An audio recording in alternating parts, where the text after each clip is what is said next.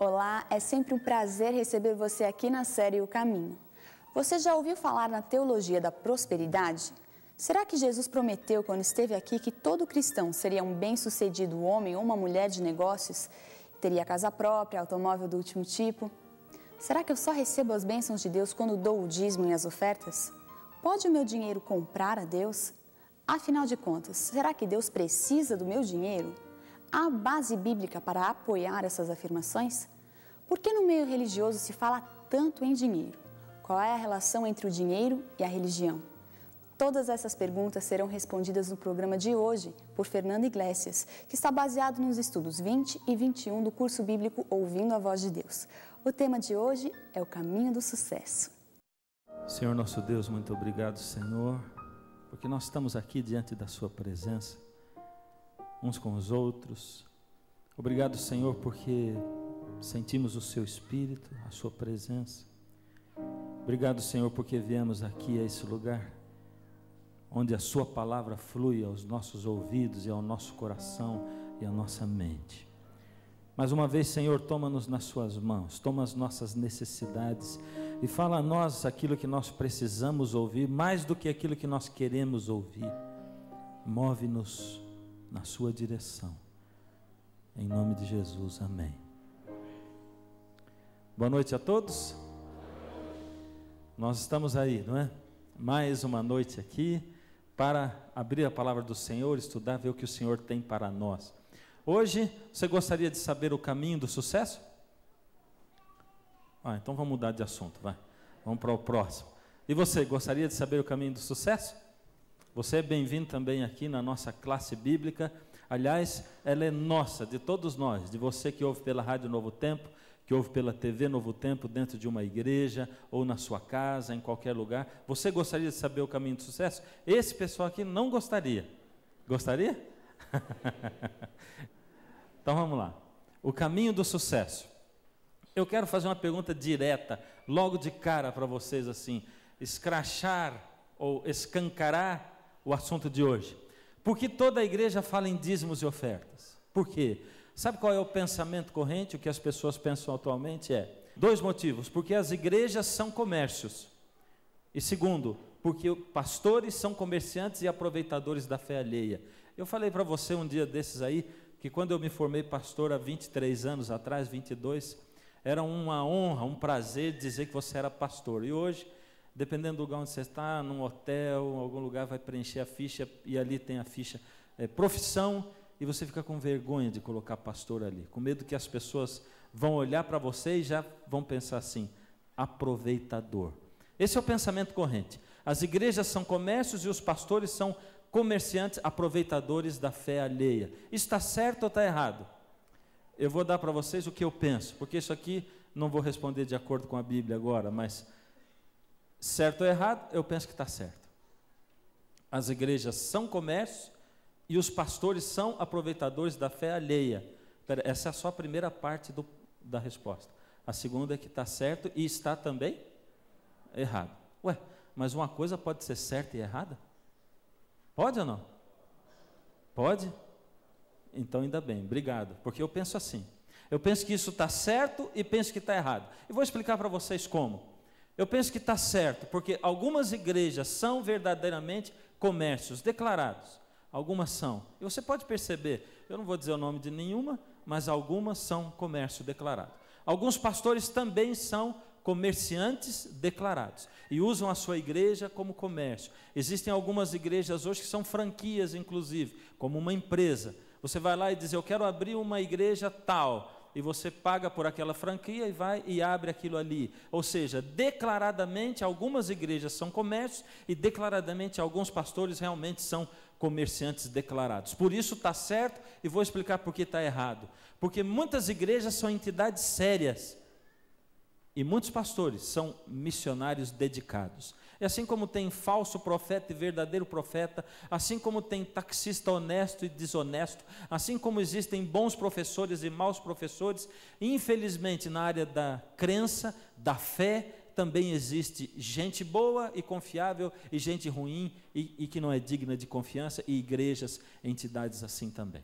Se existe o risco de haver um comércio por que ou para que uma igreja? E a gente diz assim, foi Deus quem criou a igreja. Essa é a igreja de Cristo. 1 Coríntios 14 diz, 1 Coríntios 12 compara a igreja com o corpo de Cristo e diz que Cristo é a cabeça da igreja. Olha que coisa forte.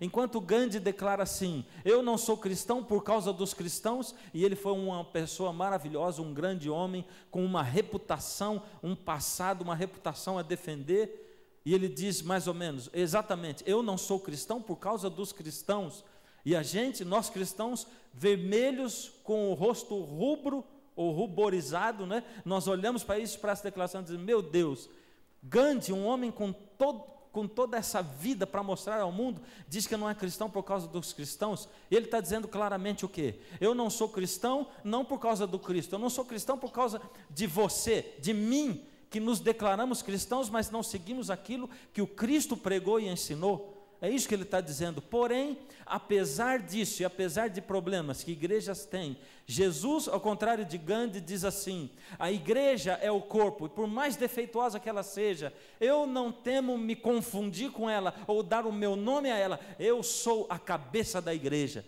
E é isso que Jesus fala. Agora veja, mas se é assim, para que uma igreja? Deus sabe de tudo, sim ou não? Sabe. Ele sabe o fim desde o princípio, não? Sim. Então por que Deus, Jesus, usou a igreja? Se ele sabia que a igreja podia virar o que virou hoje, ou se pessoas se aproveitariam, ou se entidades se tornariam comércio. Por quê? E eu vou dar para vocês duas respostas e vamos confabular sobre ela. Para responder a primeira, vamos começar fazendo uma outra pergunta. Para que uma família? Nós poderíamos ter vindo a esse mundo de uma maneira diferente, não é verdade? A gente poderia ter vindo através de plantar uma semente no chão e nascer um pé de homem ali, né, um outro de mulher, e a semente azul ia nascer um homem, e a semente cor-de-rosa ia nascer uma mulher, e podia ser uma coisa assim, na verdade. Deus é criativo bem mais do que eu, podia fazer uma coisa bem melhor do que eu estou pensando, falando para vocês. Porque uma família, aliás, família tem um monte de problemas, né? Olha, as pessoas ficam muito vulneráveis no relacionamento da família, ou seja, seu irmão, seu tio, sua tia, eles sabem os seus problemas, seu pai, sua mãe, então, nem se fala, suas qualidades, seus defeitos, naquilo que você é forte, naquilo que você é fraco, e a gente se torna vulnerável para os nossos familiares. Para que uma família? A gente vive muito próximo, e às vezes as festas bonitas, como aniversário, Natal, acaba dando até briga entre um e o outro. Mas para que o negócio de uma família? Olha, vivemos sem privacidade, porque um está tão próximo do outro que vive invadindo a privacidade. E lá em casa é assim, nós temos 3 filhos, e até quando a gente morou em casa com 3 quartos, os 3 sempre dormiam no mesmo quarto, porque eu digo que vocês têm que viver junto, e o mais velho tem diferença de 6 anos para o mais novo, mas eles têm que conviver junto, aprender a serem amigos, apesar da diferença de idade, e o mais novo vai se aproximar do mais velho, o mais velho do mais novo, mas sem dúvida, com isso, eles deixam de ter privacidade. Para que uma família? Por que Deus foi fazer isso? Ora, por alguns motivos óbvios, e outros que a gente nem imagina, talvez. Primeiro, porque na família, e está ali em amarelinho, existem tipos de amor abrangentes. Por exemplo, na família você encontra um tipo de amor, o amor da mãe pelo filho, o amor do pai pelo filho. São iguais os dois? O tipo de amor que a mãe tem pelo filho é igual ao tipo de amor que o pai tem? Não, não é igual. E o tipo de amor que o filho tem pelo pai é igual ao que o pai tem pelo filho? E o amor que o filho tem pela mãe é igual ao que ele tem pelo pai também? Não. E quando você une tudo isso aí, o amor do irmão para com o irmão, o amor dos amigos, e tudo isso aí englobado dentro da família, primo, tio, tia, avô e avó, porque o avô, embora ele tenha sido pai do filho dele, e ele é neto do neto, ele é avô do neto dele, eu estou falando tanta coisa, estou até me confundindo, né? Mas ele é avô do neto dele, ele não consegue amar o neto como ele amava o filho. É verdade ou não é? Ah, é verdade. O pastor dessa igreja pregou outro dia, diz assim, Deus é pai, não é avô, porque avô serve para paparicar neto, e é verdade. E a minha mãe dava uma cintada na gente de vez em quando, essa é a história de todo mundo, por isso que eu vou contar para você, né? E quando nasce o neto, que você fala brabo com o teu filho, aí ela espera, daqui a pouco quando a criança sai chorando, diz, tadinho meu filho, quem te viu e quem te vê, não é verdade? É? Avô é assim. E esse é um tipo de amor diferente. E as crianças precisam do amor do irmão, do pai, da mãe, da avó, do avô, do tio, da tia e tudo. Por isso Deus deu a família para nós, porque unindo todos esses tipos de amor, a gente pode ter um pouquinho do que é o verdadeiro amor de Deus para conosco. E é assim, o ser humano é o mais vulnerável. De todos os animais, tem animal, por exemplo, a tartaruguinha, ela sai do ovo e já sai para dentro do mar e vai nadar sozinha. Agora o ser humano não, ele tem que ser tirado de lá da maternidade, tem que ser alimentado, tem que ser trocado a fraldinha dele, e isso durante um tempão. Deus está dizendo, você vai aprender com a família, e sabe quando o irmão vai e pisa no seu pé, e dá uma mordida na sua orelha, e etc e tal, aí vocês vão aprender, porque o pai vai ensinar o filho e tal, e a família está aí para que a gente possa aprender lições uns com os outros dentro da família. E um irmão vai dizer assim, ó, você não mexe nisso aqui que é meu, e o outro foi lá e mexeu, e o pai diz, pois agora você vai dar o seu para ele, porque você estragou o dele, e diz, ó, e ele vai aprender com aquilo também, e Deus colocou tudo isso aí para a gente evoluir. Ou seja, por que Deus também pediu para nós uma igreja? Esse é o mesmo slide, só trocou a palavra igreja. Se na igreja, do mesmo modo, as pessoas se tornam vulneráveis, se elas também são muito próximos, não tem tanta privacidade, porque acaba que um acaba conhecendo um pouco da vida do outro dentro da igreja, não tem jeito, você convive, aí você vai na minha casa, depois eu vou na sua casa, e a gente vai almoçar junto no sábado, né? Na igreja a gente também aprende tipos de amor abrangentes, amor desinteressado, como na família aprendemos uns com os outros, é assim. Deus diz assim, eu preciso que você fique na igreja, sabe para quê? Para quando você se zanga com o outro, você aprender que quando ele vier pedir perdão, você aprender a perdoar.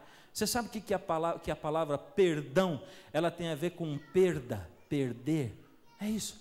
Quando você perdoa, você está dizendo, tá bom, eu vou perder, mas eu estou zerando a sua dívida comigo, está perdoado, é isso. E você perdeu por causa do outro. E na igreja a gente aprende a ser humilde, a ser perdoador. Na igreja a gente aprende que uma hora o outro não está assim tão afim de dar um sorriso para a gente, mas no outro dia ele está, e no outro dia sou eu que não estou tão afim de dar um sorriso, porque eu tenho um problema na minha vida, na minha família, alguém morreu, alguém está doente, e é assim, e nós vamos convivendo, e Deus diz, filho, se você vivesse no mundo livre, você seria um egoísta tremendo, você seria uma pessoa que pensaria só em você nunca teria um coração perdoador chegado a mim, mas filho, eu pus você primeiro numa família, e depois numa família ampliada, que é a igreja, é isso, para você poder aprender dentro disso. Deus sabia que conforme aumentasse a população do mundo, aumentaria também a solidão do ser humano, e olha que coisa, cada ano mais gente nasce, e conforme o mundo tem mais gente, as pessoas se sentem mais solitárias. Dá para você entender? Hoje as pessoas vivem algumas síndromes, não é?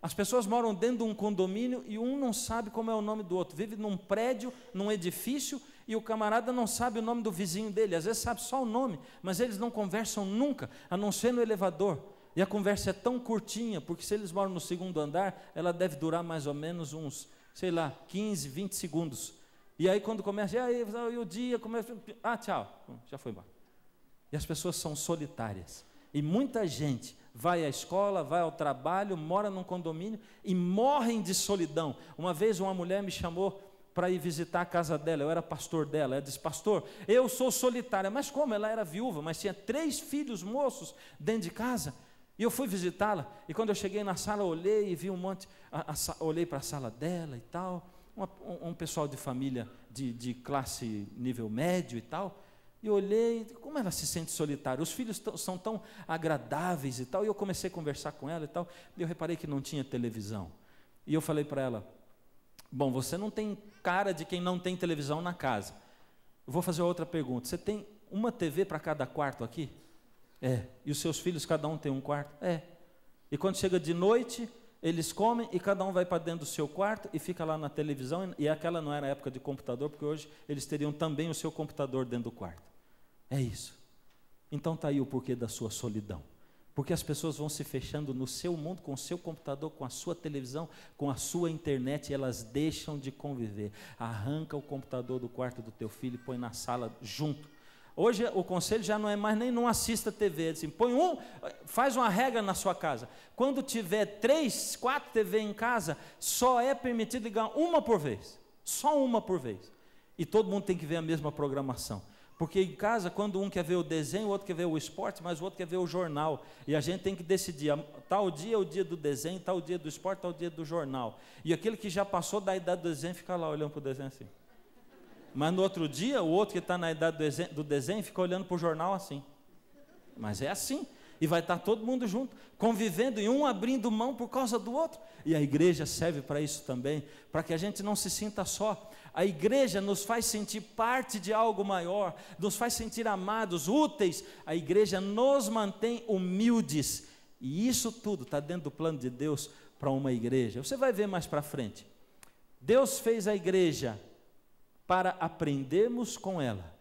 Ou seja, a igreja é a escola de Deus. E aqui dentro tem um monte de gente em níveis diferentes espirituais. Tem gente no jardim da infância espiritual. Tem gente no doutorado e pós-doutorado espiritual. E o mais interessante é que isso independe do tanto de tempo que a pessoa está na igreja. Tem gente que está na igreja há 1 ano e já está no mestrado espiritual. Tem gente que está na igreja há 30, não sai do pré-primário, do maternal, não consegue sair de lá. É assim. Porque a igreja é assim, com gente diferente, um diferente do outro. Aqui tem gente que tem problemas diversos, tem gente que vem de um nível espiritual, já um lar onde fazia o culto dentro de casa, aprendia a Bíblia. Tem gente que veio de um lar onde ele era massacrado, espezinhado, abusado sexualmente, onde sofria violência doméstica, era isso. Tem gente que, a despeito dessas coisas todas e independente disso, tem gente que é tão ruim que Tem gente que é tão ruim que para ser ruim ainda na igreja tem que melhorar um monte. É isso. E já tem gente que não. Agora veja, a igreja é a escola de Deus. Esse é o primeiro motivo. Segundo, Deus se move através dos homens. Já pensou nisso? Deus não me salva se eu não quiser ser salvo. Você sabe disso, não é verdade?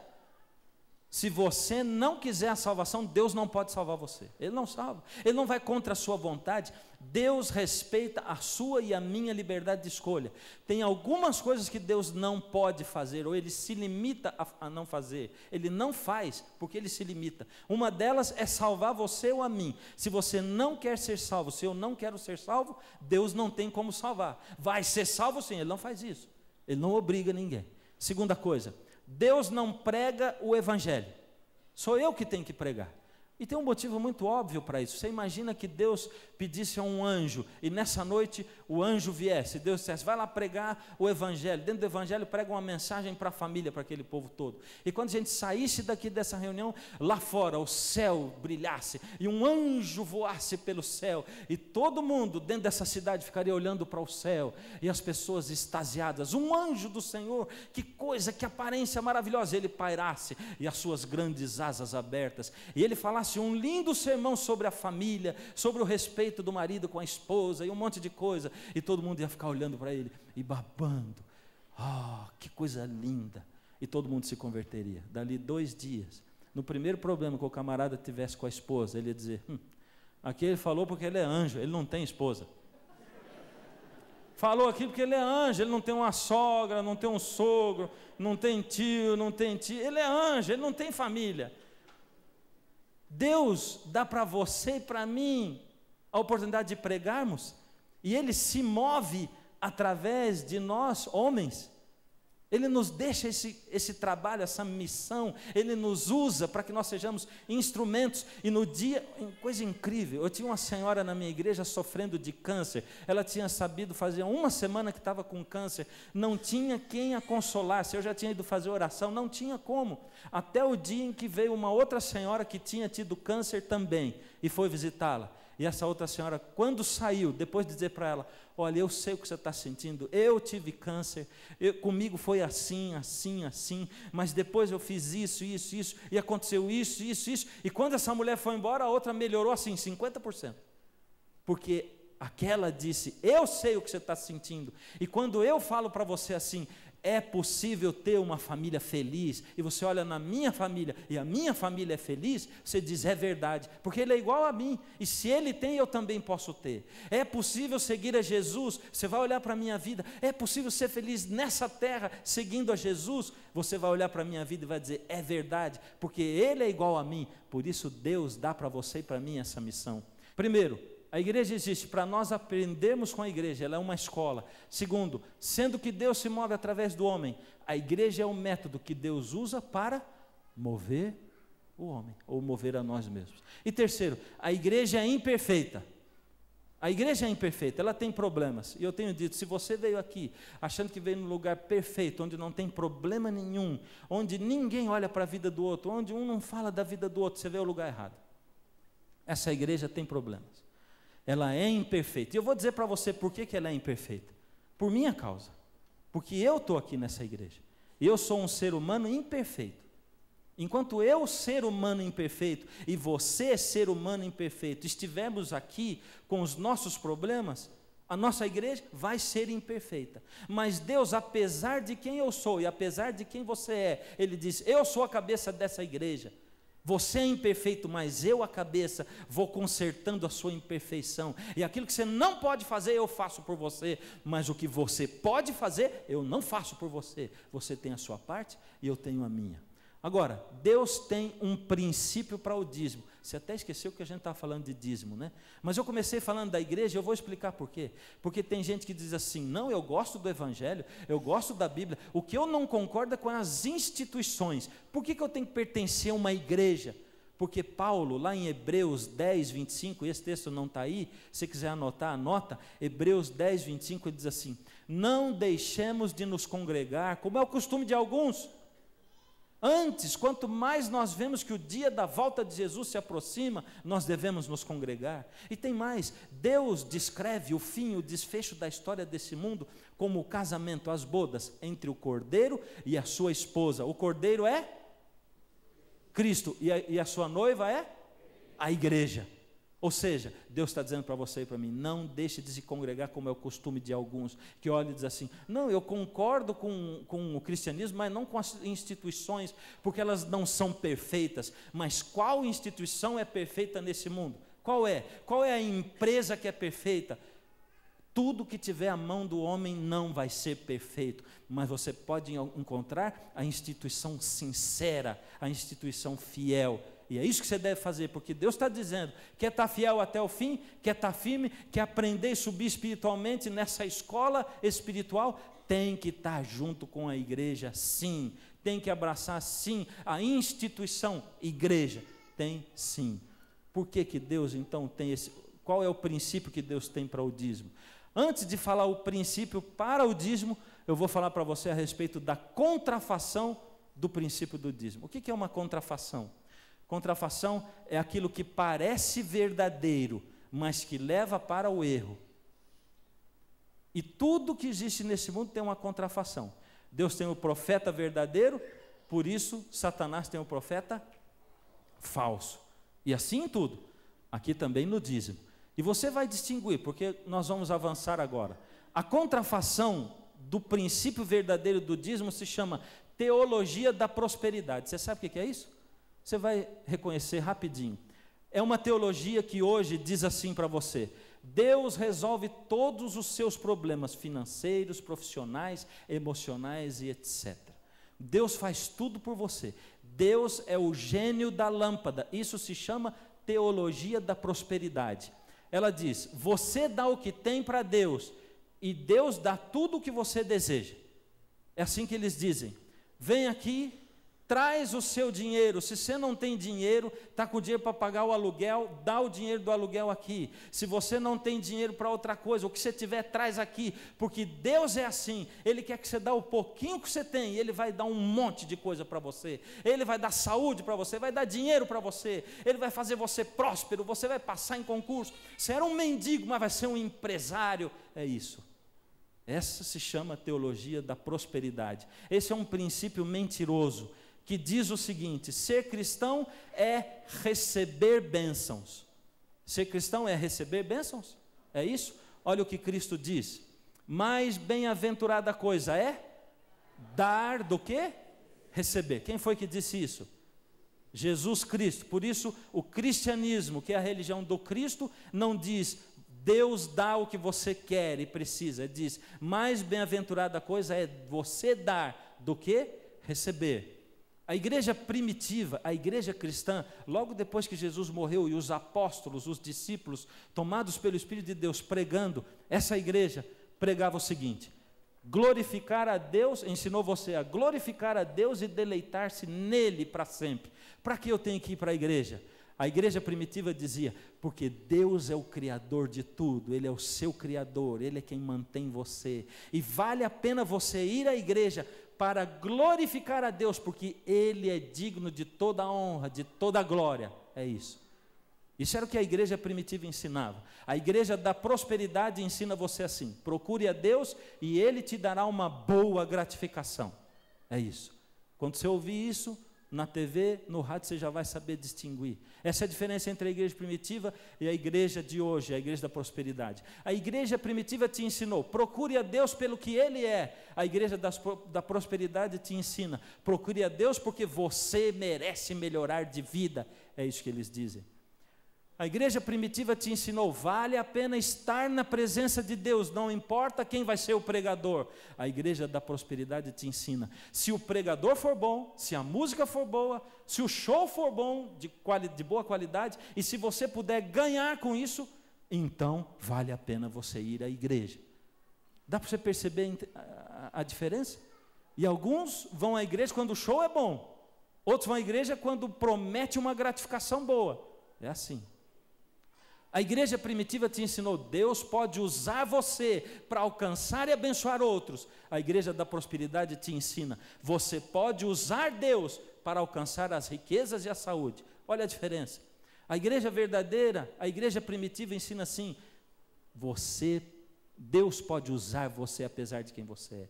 Mas a outra diz, você pode usar Deus para alcançar tudo que você quer. Nós estamos nos transformando em, desculpe, mas um bando de cristãos egoístas. Sabe qual que é? É aquele grupo de pessoas que vai à igreja só para receber, só para receber. Você acha que essa igreja, ela cumpre esse papel e esse propósito de nos ensinar a sermos mais humildes, de ajudarmos uns aos outros, de perdoarmos, de dar mais do que receber, de ajudar o irmão? Deus nunca chamou os seus apóstolos. Aliás, eu estou me lembrando de Paulo, e tenho citado isso alguma vez.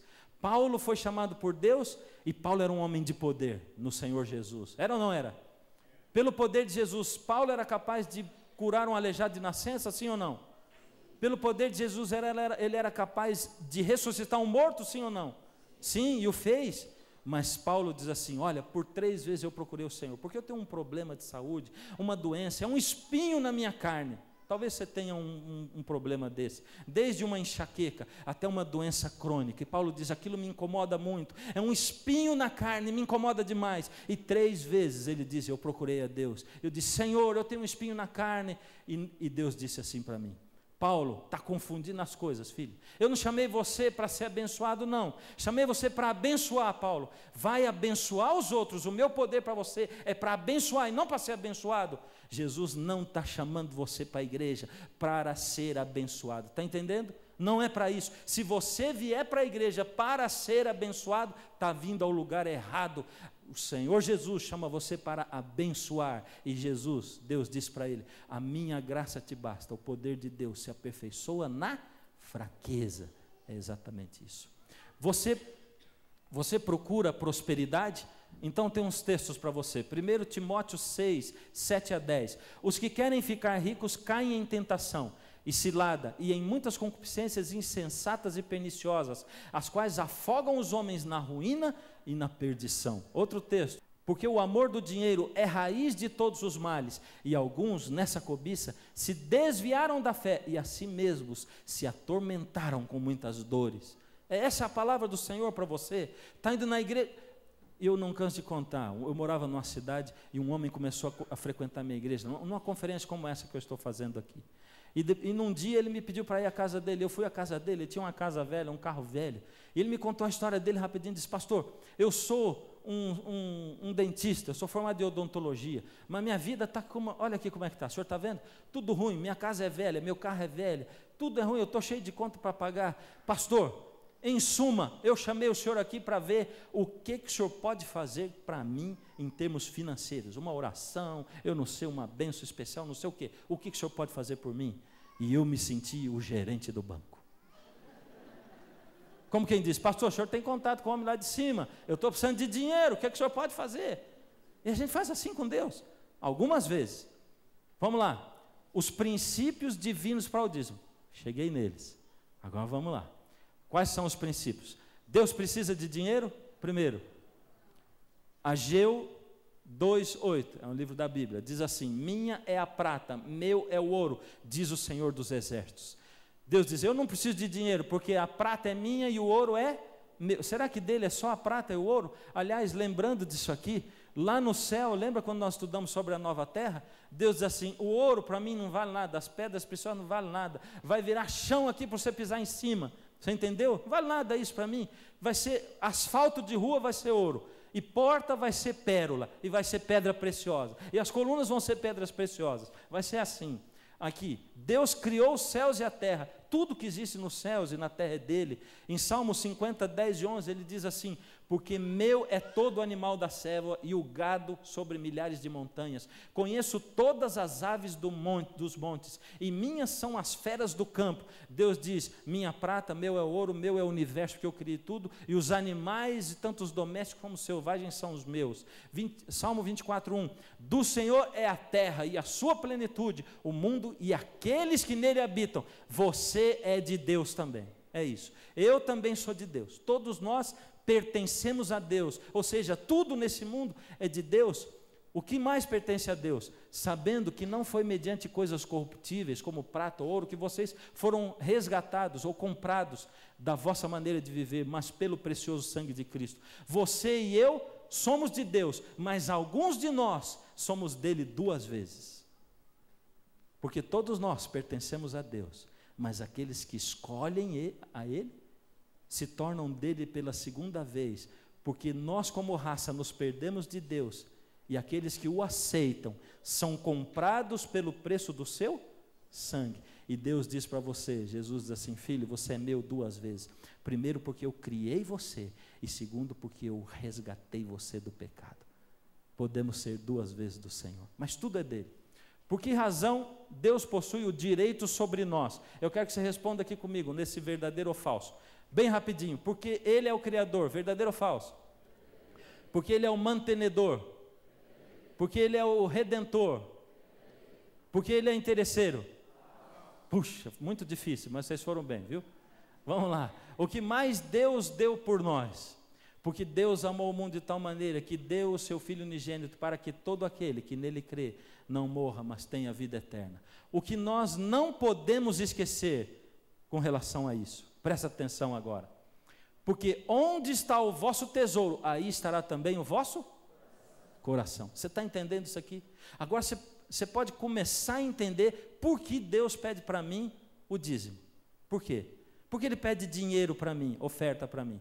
Porque Ele sabe que aonde está o meu dinheiro, está o meu coração. É isso. E toda vez que eu leio esse verso, eu me lembro, quando eu comecei a estudar teologia, no primeiro ano, e eu fui fazer uma semana assim, numa igrejinha lá no interior de São Paulo, em Santa Cruz das Palmeiras, uma igrejinha bem pequena, irmãozinhos bem pobrezinhos.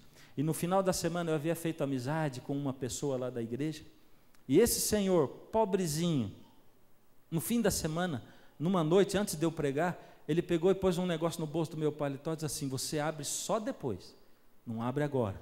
E eu fui embora. E quando eu fui embora, cheguei em casa, tinha lá um papel, um envelope, tinha uma nota de R$5. R$5. E aquilo mas me deu uma dó, porque aquilo devia fazer falta para ele. E eu fiquei pensando, mas meu Deus, não precisa, como é que vai me dar dinheiro? Me dá. E eu pensando, por que ele me deu aquilo? Ele me deu um pouquinho dele, foi isso que ele deu para mim, porque aquilo custa para ele. É isso que Deus está dizendo para você e para mim. Aonde está o seu dinheiro, o seu tesouro, está também o seu coração. E é fácil você ver a prioridade das pessoas, não é? Tem gente que mora num casebre e tem um carrão assim, não é? porque a prioridade dele é o carro, não é a casa. Já outro não tem nem um carro direito, anda de bicicleta, mas a casa que ele mora é dele. Ele priorizou aquilo, não é? E assim por diante. Deus é sábio, e Ele sabe o que acontece conosco. Deuteronômio 8, 17 e 18, nós não podemos esquecer o seguinte: e digas no teu coração, a minha força e a fortaleza da minha mão me adquiriu essas coisas. Sabe o que é essa história? É gente que diz assim: não, que negócio é esse? Você acha que eu vou dar dinheiro para a igreja, para pastor? Imagina, eu lutei muito para conseguir isso, mas eu gramei muito para chegar onde eu cheguei. Olha agora aqui que eu sou, quem eu sou. Acho que eu vou... Eu fiz por merecer, eu sofri muito, eu lutei muito nessa vida. E Deus está dizendo assim: cuidado para que você não diga no seu coração, a minha força e a fortaleza da minha mão me adquiriu essas coisas. Sabe o que é isso? Sabe como é que é na verdade?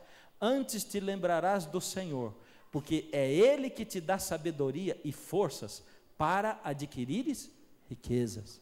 Deus dá para você sabedoria, porque tudo é dele, e a sabedoria é dele também. Se você se esforçou muito, muito bem, mas saiba que a sabedoria foi ele que te deu, e ele te deu também forças, ele deu para você a saúde, porque se você não tiver saúde, ou se você perdê-la agora, você pode perder tudo que você conseguiu. É exatamente isso. Ou seja, bendito aquele que reconhece e diz assim: graças a Deus, que Ele me deu força e sabedoria, para que eu pudesse lutar e conseguir o que eu tenho. Foi um trabalho conjunto, porque Deus é o dono de tudo, e Ele é o meu dono também. Se Deus não precisa de dinheiro, porque tudo é dele, então por que eu devo dar oferta e devolver o dízimo? E agora? Para quê?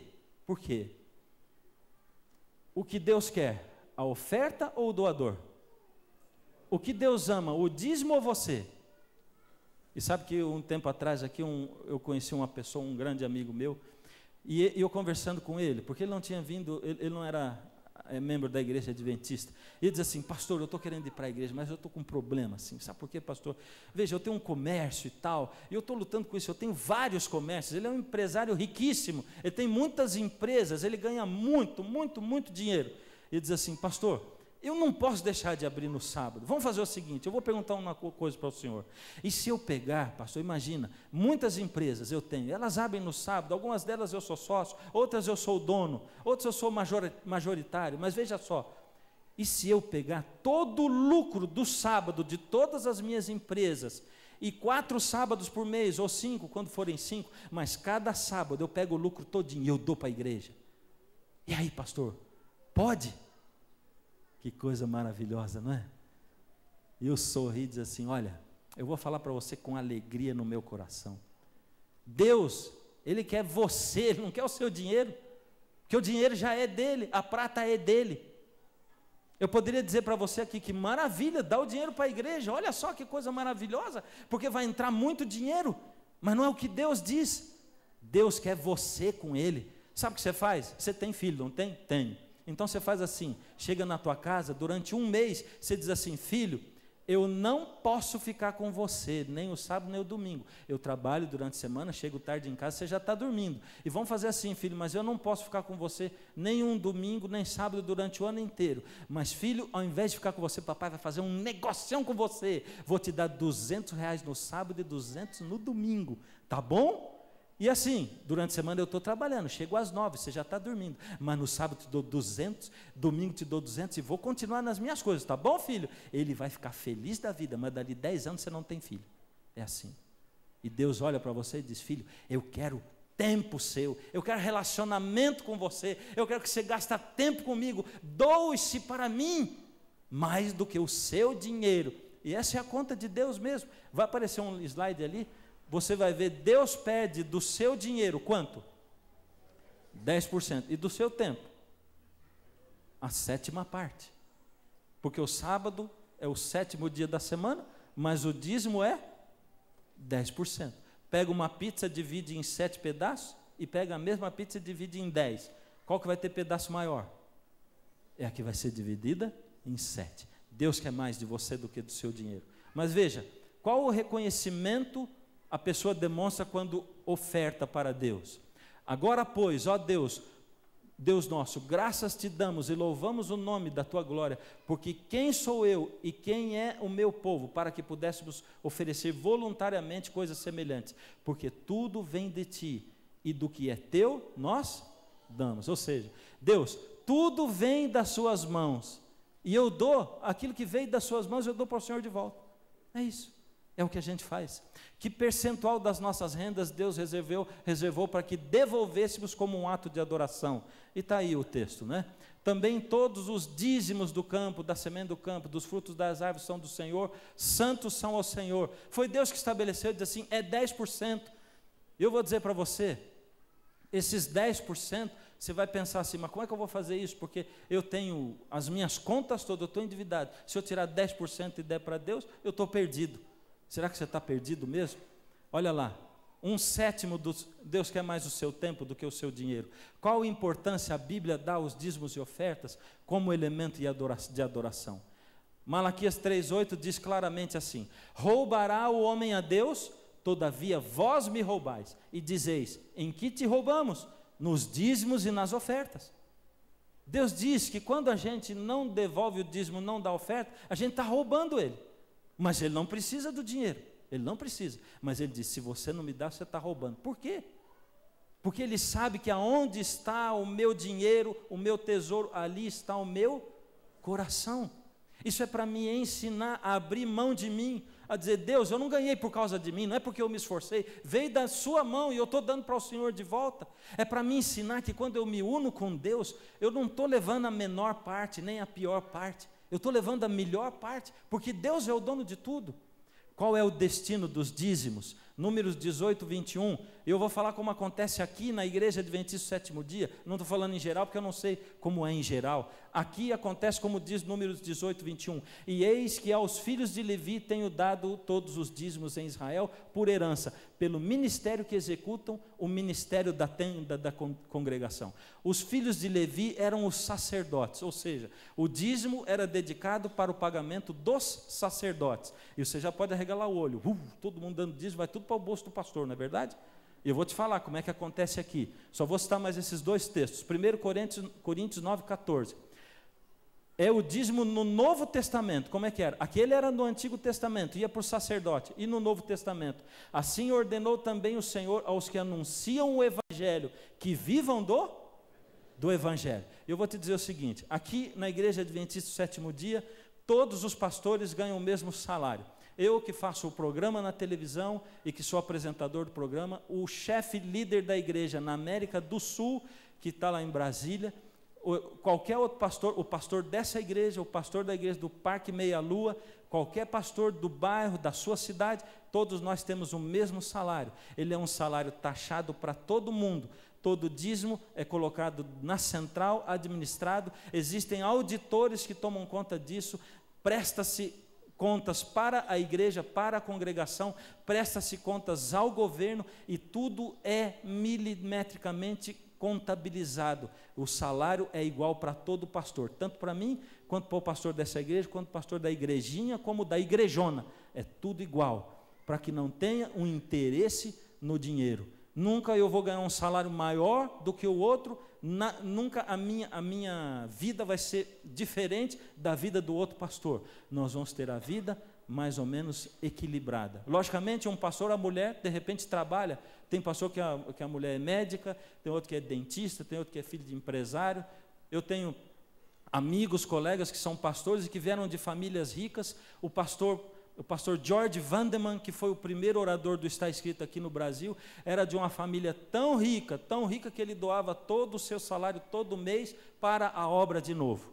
E do dinheiro que eu recebo de pagamento, que vem do dízimo dos irmãos, eu dou o meu dízimo também. E eu vou dizer para você, eu fico em paz, tranquilo com aquilo que eu faço, porque na minha família antes não tem pastor. E talvez se fosse juntar o dízimo que meu pai deu a vida inteira, e que os meus tios e que minha família toda deu, que meus filhos ainda vão dar, vai dar muito mais do que todos os salários que eu vou receber na minha vida. Dá para você entender? Ou seja, o interesse meu não é em receber, mas o interesse meu é em trabalhar para a obra, assim como os outros colegas o fazem. E a contabilidade da igreja é aberta para a hora que você quiser ver e a hora que você quiser saber. É totalmente aberta. Você pode saber o quanto ganha esse, o quanto ganha, como é que funciona e para onde vai cada coisa. Esse é o destino dos dízimos. A Bíblia diz mais: trazei todos os dízimos à casa do tesouro, à igreja, para que haja mantimento na minha casa. Para você não dizer assim, não, o meu dízimo eu vou dar para essa coisa. O dízimo não é teu não, o dízimo é de Deus.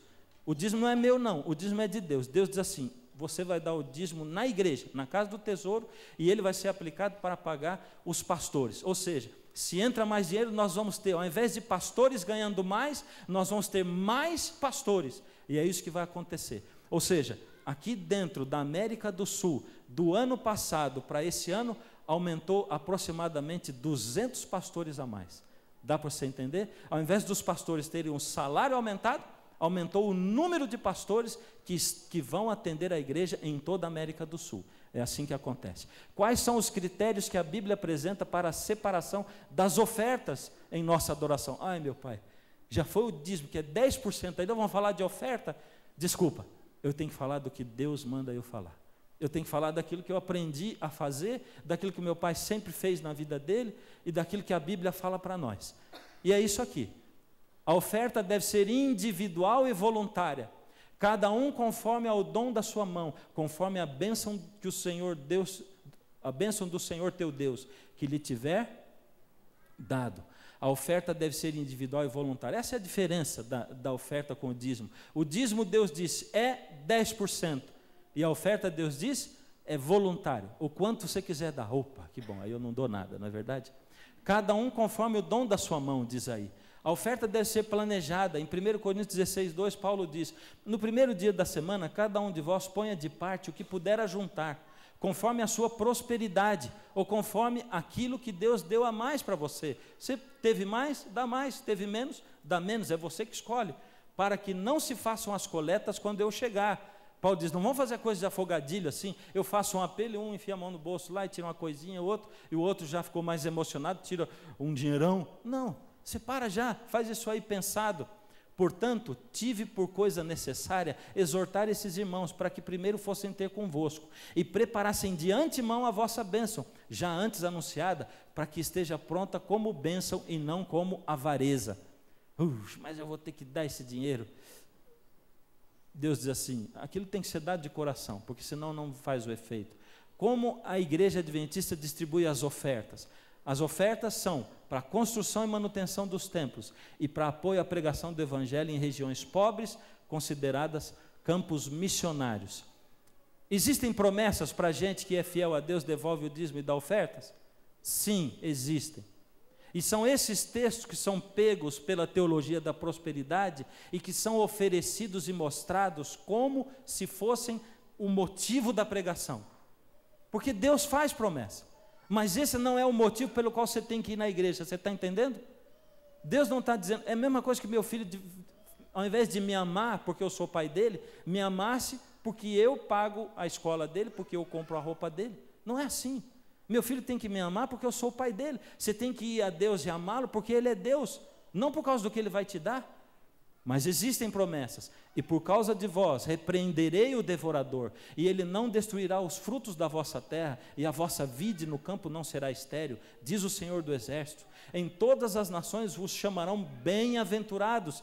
O outro texto de Malaquias diz, trazei os dízimos e ofertas à casa do tesouro, e depois faça a prova de mim, se eu não vou abrir para você as comportas dos céus.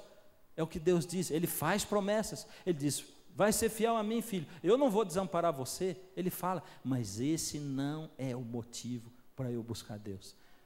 É simples, é só você assistir o culto. Em um culto se fala 40%, 40 minutos em oferta e dinheiro, e 10 minutos na pregação da palavra.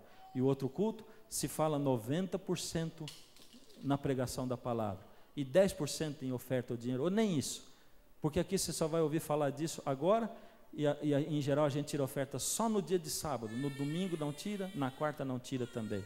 É assim que funciona. E não somente fizeram como nós esperávamos, mas também deram-se a si mesmos, primeiro ao Senhor. Aí está a palavra de Deus. A palavra de Deus é dura, não é verdade? E o que eu espero fazer com você agora? Passar a oferta agora? Opa, vamos pôr em prática agora? É isso? Não. Tudo que vem de você para Deus tem que vir como um amadurecimento da sua mente. O seu relacionamento com Deus precisa ser assim. O meu relacionamento também. Conforme eu vou conhecendo e Deus vai mostrando, Deus, eu não tenho força para isso, não tenho condição para isso agora. Mas Senhor, eu vou pôr o pé aqui no mar e o Senhor vai abrir o mar vermelho para mim. E você vai fazendo prova dele. E ele vai abrindo. E ele vai colocando. E você vai experimentando o que é viver com Deus, porque a sensação de viver com Deus e viver perto dele e para ele, ela é assim tão maravilhosa, ela é tão presente na sua vida, que você começa a enxergar a vida de uma outra maneira. De todas as verdades que nós temos estudado. Mas para alguns, esse é o último dia de série de conferências. Esse é o último dia de classe bíblica. Porque foi o dia em que ouviu falar no dinheiro. E são alguns que dizem assim, opa, estava indo muito bem, mas agora para mim não dá mais. Pois é com você que Jesus fala. Jesus diz assim, até que ponto você está disposto a entregar o seu coração e a vida para mim? Até que ponto? Você vai continuar assim, essa vidinha sua, lembrando de mim, só quando você tem problema? Só quando tem problema de saúde? Aí você vai pensar numa igreja e vai dizer, olha, lá eles tiram o dinheiro da gente, mas pelo menos tem lá um pastor de poder, igual dizem às vezes, né? Porque ele ora e a pessoa sara. O poder está em Cristo, queridos, não está no pastor de poder. E é Ele quem faz as coisas. Até quando nós vamos continuar nos aproximando de Deus por motivos egoístas? E até quando nós não vamos reconhecer que Deus é o Senhor da nossa vida? Nós só temos condições de nos aproximar de Deus como nós precisamos no momento em que nós abrimos a guarda e vamos pisando o mar vermelho e Deus vai abrindo o mar para a gente passar por ele. E é assim que Ele faz. Jesus quer iluminar a sua vida, Ele quer iluminar a minha também. Para de pensar em cifras. Lembra que eu tenho dito algumas vezes, para de pensar em cifras. Quando eu digo Jesus quer iluminar a sua vida, Jesus quer derramar bênção sobre você, eu não estou falando de dinheiro, eu não estou falando de ser empresário. Eu estou falando de enxergar a vida e o caminho de uma maneira diferente. Deixar de ficar olhando para o que você quer, para as coisas que você quer, e olhar mais para você em relação a Deus, e ver como é que o caminho se encurta quando Deus está pertinho de você, e como ele fica fácil, e como é você encara a vida de uma maneira diferente. É isso. E Deus diz, fazei prova de mim. Hoje você tem um outro cartão aí no seu bolso, a sua decisão. Hoje você tem aí na sua lição, no finalzinho dela, um outro apelo, uma decisão para fazer. E você tem que preencher esse também. Você tem preenchido todos, toda noite. E se você não tem o cartão na sua mão, se você não tem aí, você tem uma decisão para fazer do mesmo jeito. E hoje eu quero resumir. Apesar das palavras que estão no seu cartão, o apelo hoje é assim. Deus, mais uma vez parece que tudo se resume em entrega o teu caminho ao Senhor, confia nele e o mais Ele fará. De novo. Está difícil, Senhor, mas eu quero entregar o meu caminho ao Senhor, confiar no Senhor. O Senhor vai fazer o mais para mim? Eu quero. Então, Deus, eu vou dar um passo aqui, eu vou pisar o mar vermelho. Vou fazer a minha decisão com o Senhor. Mas o Senhor vai me mostrar como é que eu vou fazer isso. E vai abrir o caminho para mim. Essa é a sua decisão. Nós vamos orar ao Senhor. Coloca tudo na mão do Senhor. Deus amado. Nessa noite, Senhor, o Senhor nos fala palavras que, mais uma vez, parecem duras, Senhor. Olhamos para o mundo, para as coisas que acontecem nele, para as instituições. Olhamos para nós mesmos, a nossa vida. Pensar em tirar 10% daquilo, Senhor. Pensar no que vão dizer as outras pessoas que convivem conosco. Pensar no que o mundo vai pensar de mim. Mas Deus, o Senhor tem honrado os seus filhos, que o buscam dignamente, por causa do que o Senhor é. O Senhor tem dado a eles paz de espírito, de coração. E nós queremos buscar isso, Senhor. Salvação, a vida eterna, a paz de espírito, de coração, uma nova visão da vida, da família, daquilo que nós somos. Queremos, Senhor, um contato real com aquele que é o Criador e o mantenedor desse universo. Não deixe que nada impeça, Senhor. Com que nada nos deixe separados do Senhor. Com que nada fique pendurado a ponto de dizermos, quase, a não ser por causa daquilo. Se falta ainda alguma coisa, Senhor, fala ao nosso coração e mostra-nos. Toma, Senhor, agora, enquanto levantamos a mão, ou o nosso cupom, ou a lição, toma a nossa decisão, porque o fazemos agora. Toma-nos nas suas mãos, nos entregamos a Ti, em nome de Jesus. Amém, Senhor. Se você deseja estudar a Bíblia conosco e gostaria de ter aí na sua casa o curso bíblico Ouvindo a Voz de Deus para acompanhar esses estudos, escreva para a gente. O nosso endereço é escolabiblica@novotempo.org.br ou então, se preferir, Caixa Postal 7, CEP 12300-970, Jacareí, São Paulo, e nós lhe enviaremos essa série de estudos totalmente de graça. Nós nos encontramos na próxima semana para juntos crescermos mais no conhecimento da Palavra de Deus. E lembre-se, foi Jesus quem disse, eu sou o caminho, a verdade e a vida. Ninguém vem ao Pai senão por mim.